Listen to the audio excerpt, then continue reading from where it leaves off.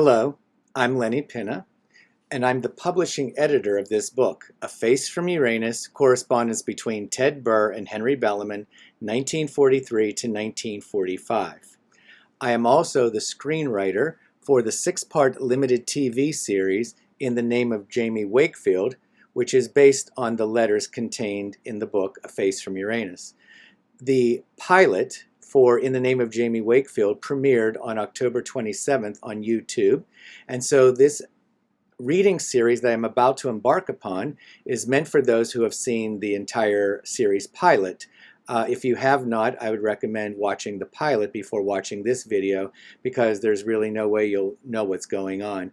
It's not a formulaic structure, it's a very complex structure. One would have to see the pilot to even begin to understand what I'm about to read. So for those of you who have seen the pilot, I'm moving on to episode 2, which is called Hidden in Bellevue. And if you'll just think about the end of the pilot where Ted had received a letter from Henry encouraging him to write to him and tell him his complete story.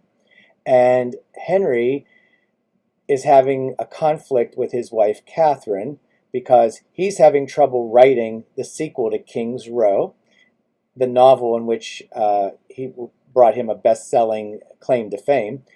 And he has to go back to the past to sort of face some things in order to write that sequel. And so we're picking up there in this second episode. So fade in. There is going to be a series of images in the town of Bellevue, Ohio, as if you were walking through the town. There are no people.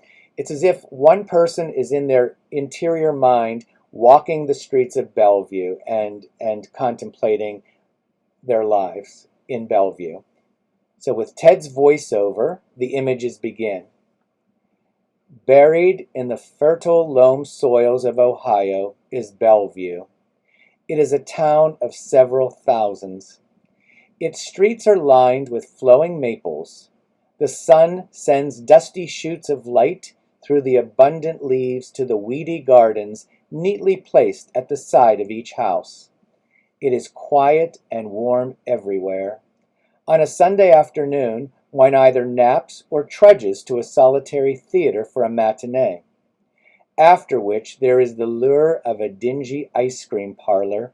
All ends in the walk home as cool darkness is scented with the odors of frying foods.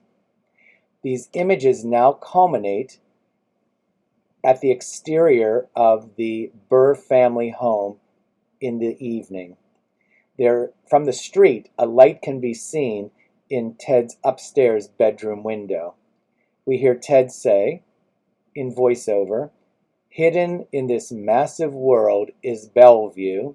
The camera moves through the curtains to show Ted typing at his desk, and Ted says, "And hidden in Bellevue is Tedd Burr." He stops and closes his eyes for a moment. The scene then dissolves to the interior of Henry Bellamann's study at the Ansonia Hotel apartment in which he and Catherine live. Henry is perusing his bookshelf for some inspiration. He looks through a section of poetry. He pulls out a book of his poems that had been published years earlier. As he thumbs through the book, a piece of paper stuck in the middle as a page marker causes the book to open to a particular page. Henry opens the folded sheet of paper. His breath quickens. It is a handwritten poem. Close-up of the handwriting. Paradise in Paris. Love, Albert. A close-up of Henry's face as he reads. Albert's voice is the voiceover reading the poem. We found ourselves in a hidden garden, ancient and divine. Our bare feet planted in unspoiled soil. We stood naked and unashamed. The flesh on our bodies was sculpted by an artist of world renown. From the fountain of our hearts poured eternal love. Come and drink, the wind whispered. Come and taste, beckoned innate desires. We partook of the fruit of the tree of life, and we saw that it was good. The scales have fallen from our eyes, and we know the truth. In paradise, we are free to live and love in peace. Amen. Deeply affected, Henry closes his eyes. The scene dissolves to a flashback. It is the interior of a college classroom, Columbia, South Carolina, 1919, in the day. The last group of students exit the class lecture room of Professor Albert Berghauser. He gathers his class materials and places them in an open briefcase.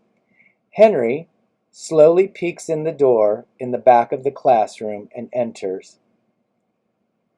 Professor Berghauser. Yes? Albert looks up to see Henry. He is momentarily shocked, but quickly recovers. Dr. Bellamann. They stare at each other for a moment, not knowing what to say. Albert covers with humor. You missed the entire class. Henry plays along. I'm sorry, Professor. Is there any way I can make it up? How do you propose to do that? I'd like to go over everything I've missed. I see. I'm afraid it's too late. Your absence cannot be made up so easily. Perhaps you could offer me private tutoring. I'm sorry. I no longer offer private tutoring. Catherine doesn't know I'm here. How is Mrs. Bellamann? She's quite busy with her teaching and vocal trainings. Have you heard the news? I'm engaged to be married. Really now? To who? Miss Elsa Powell of the Tennessee Powells. They now live here in South Carolina. Quite impressive. You're marrying up. I'm marrying well. You still live by comparisons. I consider them necessary to know where one stands in the world. So do you consider yourself up in the world? Not yet, but I am climbing steadily. I've come to accept where I am. It's respectable. Yes, teaching is respectable, but not renowned. You could have become renowned. I took the time to earn a PhD. What, in German? How original. Comparative languages, French and German. At least it's not a faux doctorate. Oh, I beg your pardon, an honorary doctorate of music, no less. How's that for comparison? It doesn't matter how one gets where one is going. Becoming important is what counts. Being satisfied with oneself is ultimately what fulfills a person. I think I'm becoming a rather fine teacher. I've just become the editor of the state's newspaper literary column. You will see my front page column every Sunday. I'll be sure not to miss it. I'll have you know that I am also writing poetry now. Well now, that is impressive, trying to get in touch with your soul. One of us must become a renowned poet, if one has the necessary talent or the determination. You certainly have that. You had the talent. Who knows, perhaps still do. It's too bad we couldn't have been bound into one person. We each seem to possess the qualities the other lacks. Henry recites from memory, may we grow together, forever entwined, encircled with the rings of countless years. Our blossoms bring forth a kind of fruit that will feed future generations of kindred souls. You remembered, untouched. So, I do still have a place in your heart. Always. Do you remember Paris? Oui. It will always be our gay Paris. Together we would have become unstoppable. Perhaps, if society weren't such a roadblock. And Catherine. Yes, you will always have Lady Macbeth at your side to fuel your ambitions. And you will always have Miss Powell to provide you with the finer things in life. Funny how money attracts money. We've each made our bed, Henry. I rest quite comfortably in mine, with a clear conscience. End flashback. Henry's brow is tense as he slowly opens his eyes. The sound of knocking. Catherine pokes her head in. You're up late. Henry doesn't turn back to face her. He just turns his face slightly. Yes. Are you all right? Yes. No. What's the matter? You don't want to know. I do, if it would help. Not right now. Is it the sequel? The sequel is merely the symptom. It's not the cause.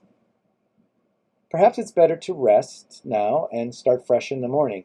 There is to be no rest now. Can't you understand that? Pandora's box has been opened.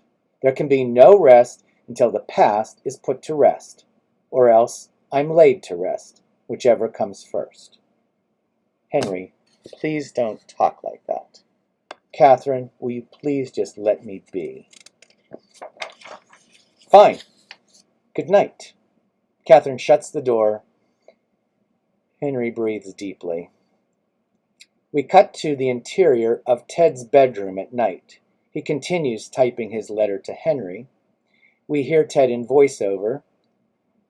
These were my thoughts after reading your letter. I hardly dared to expect an answer from you, yet here it was, kind and inviting. A part of you found a way to me, insignificant me. There's a close-up of Tedd's eyes watering. His voiceover. How proud I am and grateful. We dissolve back to the interior of the Bellamann apartment, their living room, day. Henry plays Bach on his grand piano. Catherine enters. Henry notices her, yet continues to play until he finishes a movement. He closes his eyes and holds still, listening to the fade of the final note. Catherine waits until he opens his eyes. I'm impressed. A Bach fugue this early in the morning. That's rather ambitious. It's good exercise for the mind. Is it helping you with your writing? Henry looks at her in silence. Or is it a distraction from your writing? At the moment, it expresses me in a way that writing cannot. I think we still want to be known for our accomplishments, do we not? I think playing a Bach fugue is an accomplishment. True. I just thought I'd let you know, since I don't have any voice lessons scheduled for today. Estelle invited me to go shopping with her. We'll have lunch out, but I'll be home for dinner. Enjoy your day off. Thank you. Give Estelle my regards. I will. So you will have a quiet day all to yourself, should you choose to write. Perhaps today will be the day my muse shows up. It might be more prudent to focus on accomplishment. I've been doing that. It hasn't been helping. Last night, You claim that you can no longer identify with Paris. Are you really so sure? Henry remains silent, wondering where she is leading. It seems to me that you and Paris still have much in common. He has a great need for accomplishment. Like you, he went abroad. He gained a vast amount of knowledge and wisdom from his experiences. I would think Paris has an even greater need now to go back to King's Row to prove himself. Perhaps he can now accomplish something that he couldn't before. Music. He returns to music. What do you mean by that? He let go of his music to become a doctor of psychiatry, but now that he's accomplished that, as head of the state sanitarium, he needs to get back to his first love, his love of music, desperately. Well, that's a start.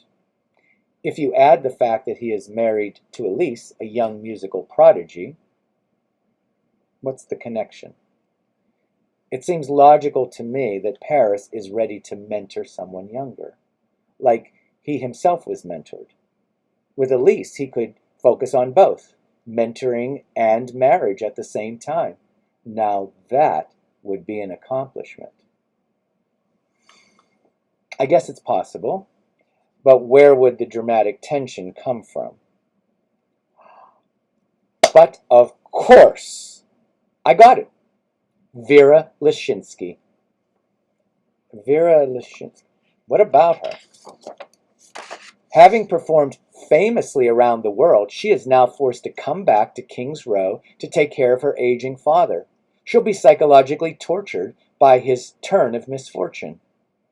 And she'll need my help. I mean, Dr. Mitchell's help. And her suffering plight will help him to reignite his passion for music. Of course. And will also ignite his passion for a love affair with her. That makes perfect sense. It will expose his obvious weakness in marriage, which leads to all of his inevitable infidelities. You're right. I imagine it would do that as well. What would I do without you? I'm sure you would have thought of something eventually, darling. I'm just here to help you move things along. Cut to the interior of Henry's study at night. He writes with some energy. His voiceover. It had been 3 years since Paris saw Vera Leshinsky perform in Vienna. He remembered her radiance and the resounding standing ovation she received.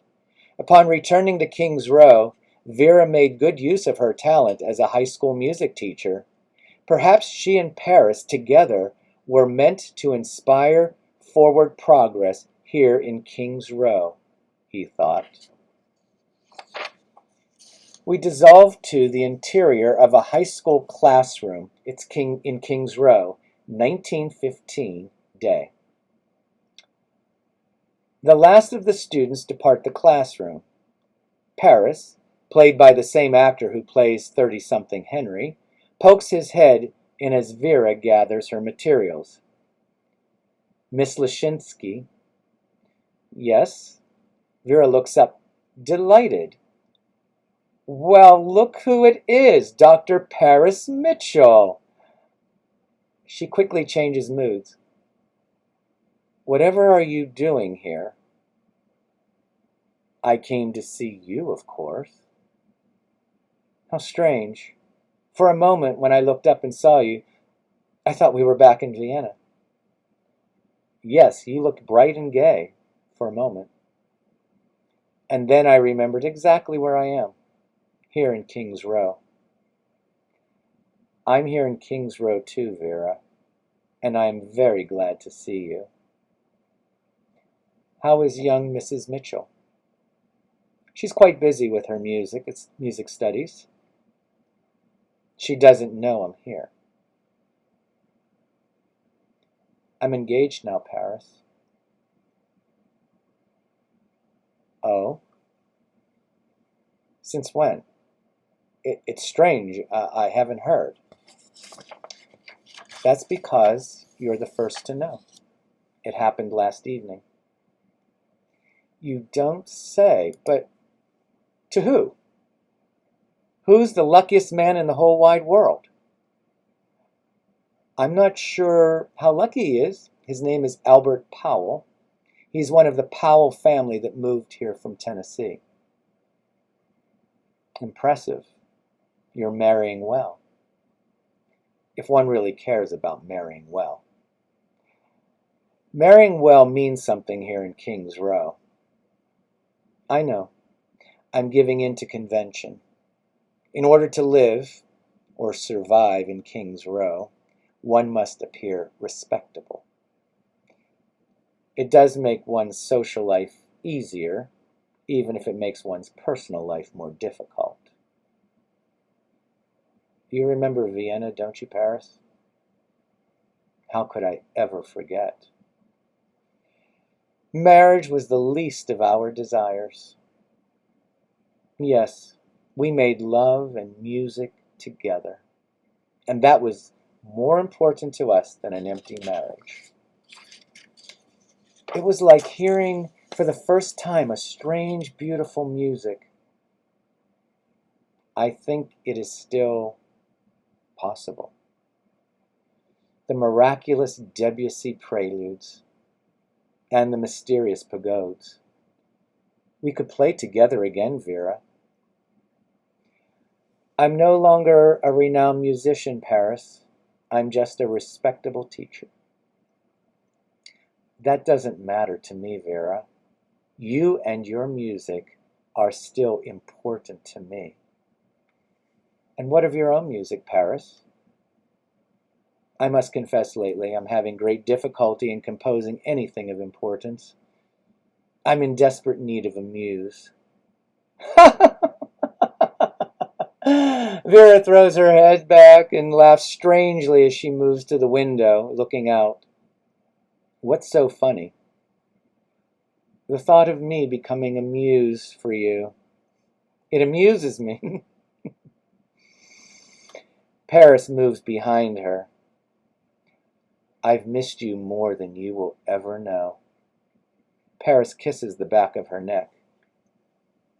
And what of Mrs. Mitchell? What of her? What if she should find out? She won't. A knock at the door. That's going to be the end of the first sequence.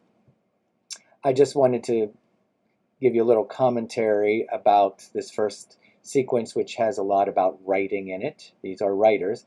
Ted wrote a novel and is now writing letters. Henry has written novels, and he often gets confused or conflicted by his autobiography and his fictional life, and he does a lot of transposing. And I think you may have noticed that he transposed a rather unpleasant experience when he went back to meet Albert in a classroom, and now with Vera, he has transposed it to something more personal, not his position.